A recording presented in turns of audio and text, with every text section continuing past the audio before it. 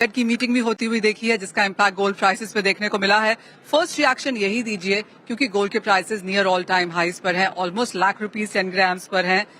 किस तरह से आप अब इस फेस्टिवल सीजन में जा रही हैं, किस एक्सपेक्टेशन के साथ? Hi. So I feel the gold prices have impacted the market, but at the same time, it's brought a lot of inclination towards other gemstones and diamonds in particular. So अब लोग जो ₹1,00,000 में पहले gold देख रहे थे, now they're more inclined towards buying diamond jewelry, which is something we really support and promote. So we're still working with smaller pieces, but ready to take the market ahead. Well, absolutely. Ankita, ये सी चीज सब बोल रहे हैं कि क्योंकि gold के prices high हैं और डायमंड के प्राइसेस जस्ट अबाउट अब यहाँ पर बेटर होने लगे हैं, तो वहां पर एक इंक्लिनेशन ज्यादा है। लेकिन क्या ये लाइट वेट है, लाइट कैरेटेजेस है, क्या हम देख रहे हैं इस सीजन में?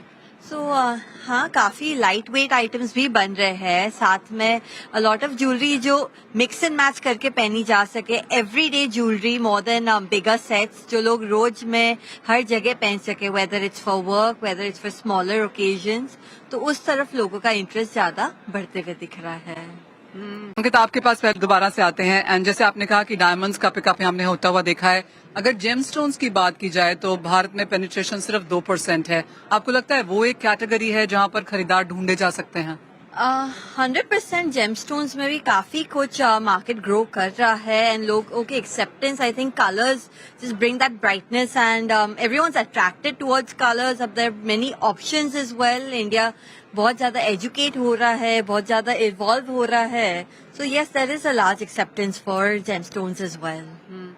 क्योंकि आप लोग सब साथ में हैं, एक क्वेश्चन तो डेफिनेटली बनता है, वो ये कि अब यहाँ से गोल्ड के प्राइसेस कहाँ जाते हुए नजर आ रहे हैं?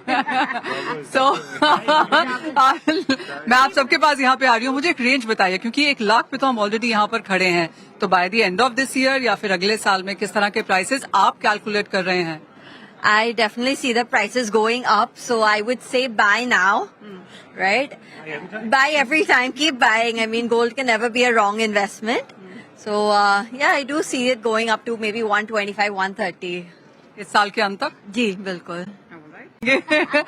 So, क्या एक्सपेक्टेशंस हैं और क्या पुश है अब इस सेकेंड हाफ के लिए?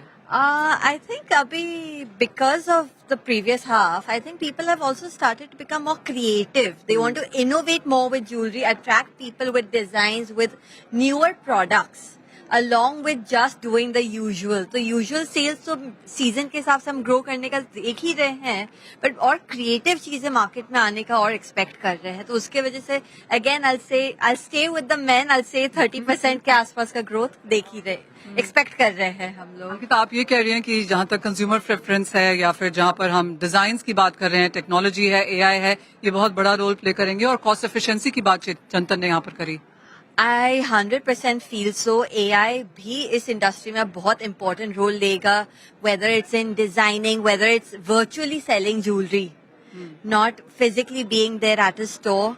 So ये सब चीजें changes आएंगे and साथ में लोग through technology, better innovation and creating lighter weight products. So with the gold prices going up, I think people are trying to reduce the gold weight in their products. ये सब चीजें अपन को देखने को मिलेगी।